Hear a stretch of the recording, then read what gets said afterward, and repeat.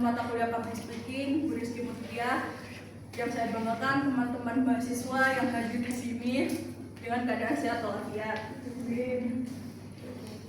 Izinkan saya berdiri di sini bukan hanya untuk melaksanakan tugas ujian, tetapi juga menghadirkan kegelisahan bersama tentang bagaimana masa depan kota kita di masa depan. Kota yang kita tempati, kota yang kita buat hidup, belajar, bekerja, dan menciptakan sejarah. Teman-teman yang saya banggakan, coba bayangkan sebuah kota itu dipenuhi dengan ruang hijau, transportasi publik yang nyaman, bahkan trotoar yang ramah untuk pejalan kaki. Sehingga mahasiswa juga punya ruang untuk berkarya tanpa harus hijrah ke kota besar lainnya. Kedengarannya seperti kota di luar negeri, bukan? Padahal seharusnya itu juga masa depan kota kita sendiri.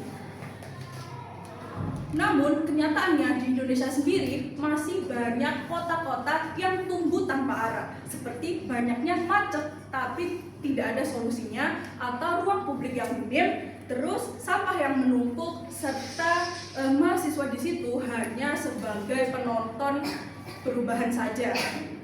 Pertanyaan saya itu sebenarnya sederhana, sampai kapan sih mahasiswa itu hanya menjadi konsumen kota atau penonton perubahan saja, bukan menjadi agen perubahan untuk kota di masa depan? Teman-teman, urban planning itu bukan hanya sekedar urusan arsitek atau pemerintah kota saja, tetapi juga bagaimana sih caranya kota tersebut itu bisa tumbuh, bernafas, dan juga bertahan. Ketika perencanaan kota buruk, yang rugi sebenarnya bukan pejabat, tetapi kita sebagai generasi muda yang paling lama hidup menempati kota tersebut. Mahasiswa adalah kelompok yang dinilai paling kritis, paling dinamis, dan yang paling dekat dengan dunia teknologi digital. Yang artinya, mahasiswa adalah aktor strategis sebagai agen perubahan. Di sini saya akan menjelaskan 3 peran yang bisa diambil mahasiswa untuk sebagai agen perubahan. Yang pertama, mahasiswa sebagai produsen gagasan, yang artinya sebuah kota masih butuh yang namanya ide baru atau gagasan baru dari mahasiswa sendiri. Mahasiswa di sini dilatih untuk menciptakan transportasi rendah emisi, ruang hijau untuk kesehatan mental, sampai pengelolaan sampah berbasis digital. Atau juga bisa menggunakan atau membangun kampung kreatif untuk para UMKM.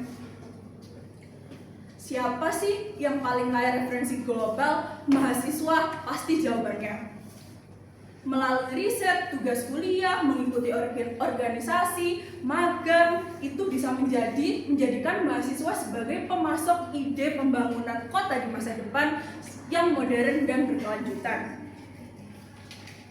Yang kedua, mahasiswa sebagai kontrol sosial, yang artinya banyak kebijakan kota lahir itu tanpa suara anak muda. Padahal di perguruan tinggi negeri kita sendiri itu ada yang namanya BEM, organisasi, atau bahkan kolaborasi jejaring sosial lainnya.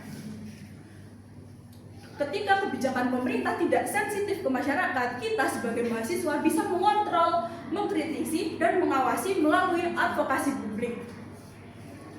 Yang ketiga adalah mahasiswa sebagai penggerak komunitas. Nah, teman-teman, penggerak perencanaan kota di masa depan ini tidak melulu dimulai dari pemerintah wali kota, tetapi juga bisa dimulai dari kita sendiri, seperti menggabungkan masyarakat-masyarakat untuk tergabung dalam sebuah komunitas kecil yang isinya untuk menggerakkan gerakan menanam pohon kecil atau sekedar kampanye transportasi publik untuk ruang hingga urban farming sendiri. Sekian dari saya, kurang lebihnya mohon maaf. Terima kasih. Wassalamualaikum warahmatullahi wabarakatuh.